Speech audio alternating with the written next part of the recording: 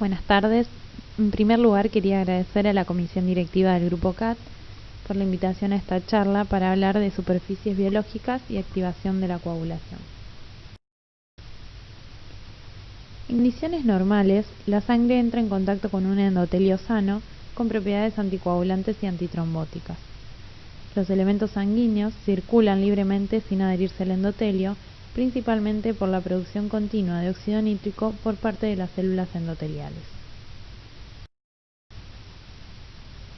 El uso de un dispositivo cardiovascular representa la introducción de una superficie extraña en la circulación, con propiedades distintas a las del endotelio sano.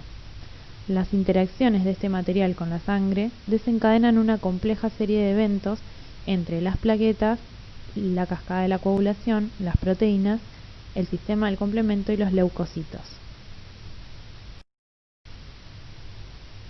La trombosis de válvula protésica es un fenómeno multifactorial complejo.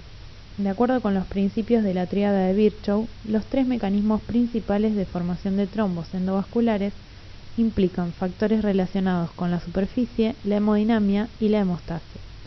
Cada uno de ellos contribuye relativamente a la trombosis de la válvula protésica.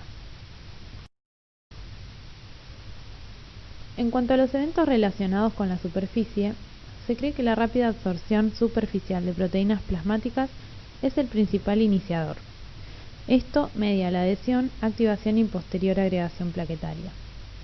Los componentes del sistema de contacto se absorben y se activan, desencadenando la generación de trombina, que a su vez promueve la activación plaquetaria y del complemento.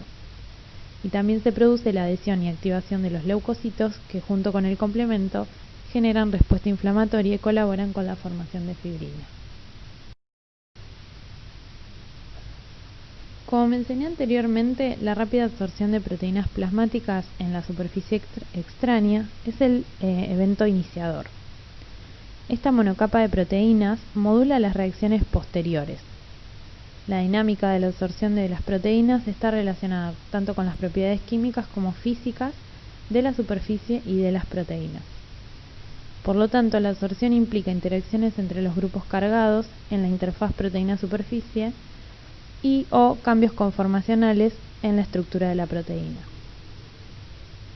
La absorción de proteínas es un proceso reversible y la composición de la monocapa cambia con el tiempo, un fenómeno que se conoce como efecto Broman. De manera simplificada, vemos esquematizado el efecto Broman, en el que las proteínas de mayor movilidad generalmente llegan primero y luego son reemplazadas por proteínas menos móviles que tienen una mayor afinidad por la superficie. Este cambio dinámico en la composición de la monocapa de proteínas es particularmente evidente en superficies hidrofílicas cargadas negativamente y parece ser independiente del flujo. El fibrinógeno es una de las primeras proteínas plasmáticas en depositarse en superficies extrañas. Otras proteínas adhesivas como la fibronectina y el factor de von Willebrand también se absorben en la superficie y junto con el fibrinógeno median la adhesión plaquetaria.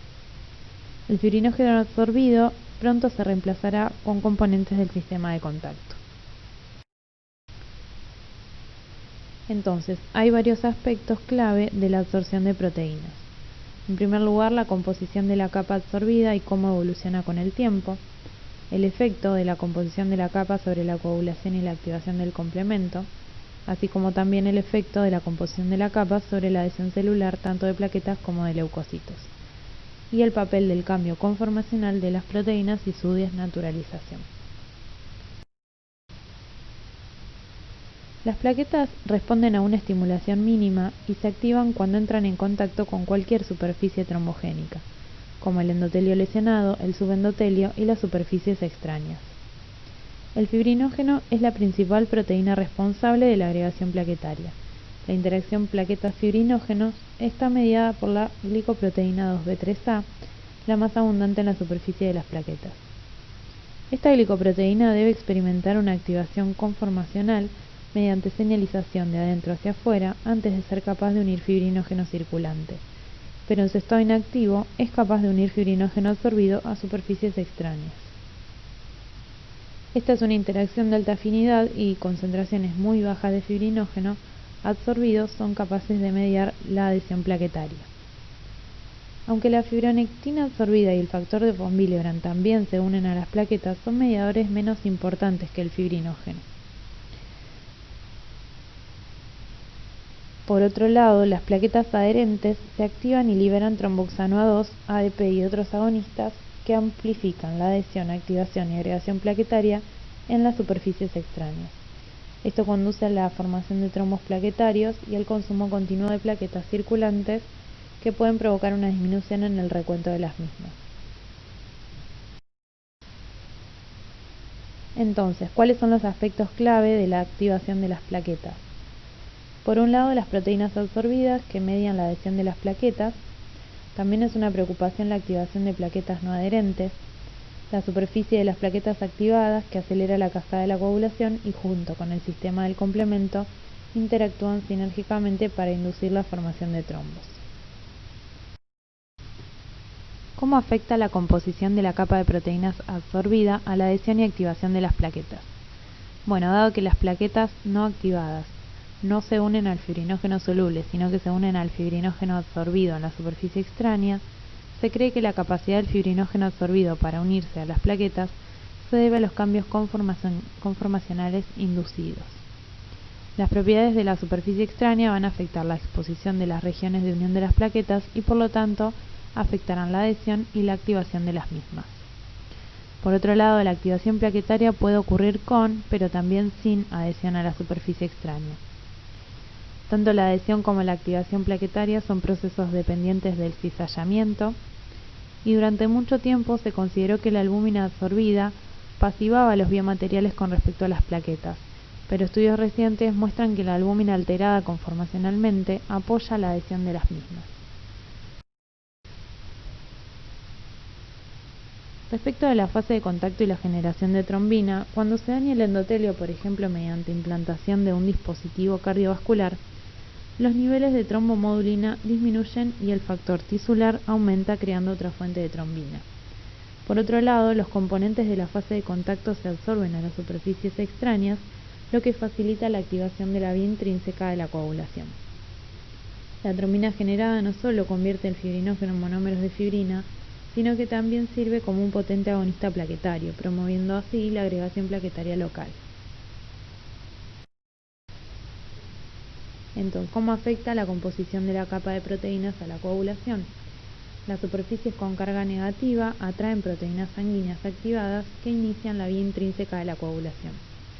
Datos recientes indican que las superficies con cargas positivas pueden desencadenar la coagulación a través de la proteasa activadora del factor 7. La coagulación y la activación del complemento se minimizan en las superficies de carga neutra y las proteínas del complemento se depositan sobre las proteínas ya absorbidas. En la figura vemos una representación de la compleja interacción entre las cascadas de la coagulación, fibrinólisis y el sistema del complemento. La cascada del complemento se inicia a través de tres vías distintas, la vía clásica, alternativa y la de las lectinas. Las superficies extrañas promueven la activación del complemento a través de las vías clásica y alternativa. La calicreína generada en superficies extrañas escinde al factor 12, que al activar el primer componente del complemento inicia la ruta clásica. Tanto C3 como C5 se depositan en superficies extrañas, particularmente en los circuitos extracorpóreos.